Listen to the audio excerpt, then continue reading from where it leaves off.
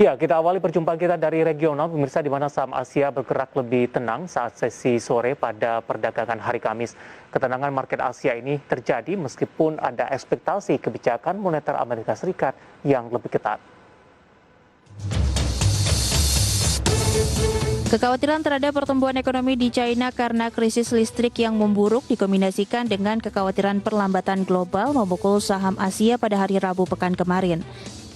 Namun market saham China berhasil bangkit di sesi akhir. Indeks Shanghai Composite naik 0,9% dan indeks Shenzhen Komponen naik 1,6%. Di pasar saham Hong Kong, indeks Hang Seng masih melemah 0,55%. Meski demikian, investor dinilai berpotensi tetap berhati-hati terhadap kinerja laba perusahaan China pada kuartal keempat. Sementara pasar global yang bergejolak diperkirakan semakin membebani sentimen investor dalam waktu dekat. Data manufaktur China atau PMI periode September melemah di posisi 49,6 dari perkiraan para analis sebesar 50,1. Pelemahan data manufaktur China ini karena China terus bergelut dengan kekurangan pasokan listrik. MSCI Asia Pacific Index bergerak menguat 0,18%.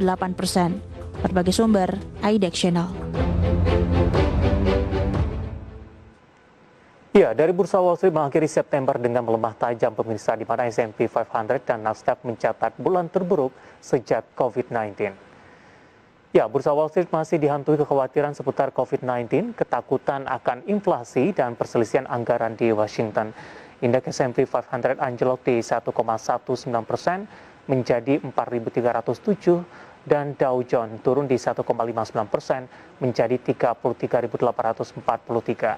Sedangkan Nasdaq Composite Index yang berbasis teknologi mengalami penurunan di 0,4% menjadi 14.448.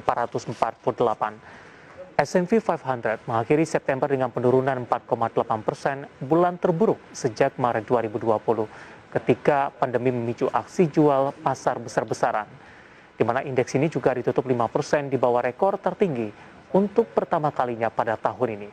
Sementara itu Nasdaq menyusut 5,3%, yang juga merupakan catatan bulan terburuk sejak Maret 2020, sementara Dow turun 4,3%, bulan terburuknya pada tahun ini. Saham keuangan seperti Goldman Sachs turun 1,7%, sementara JP Morgan turun 1,3%.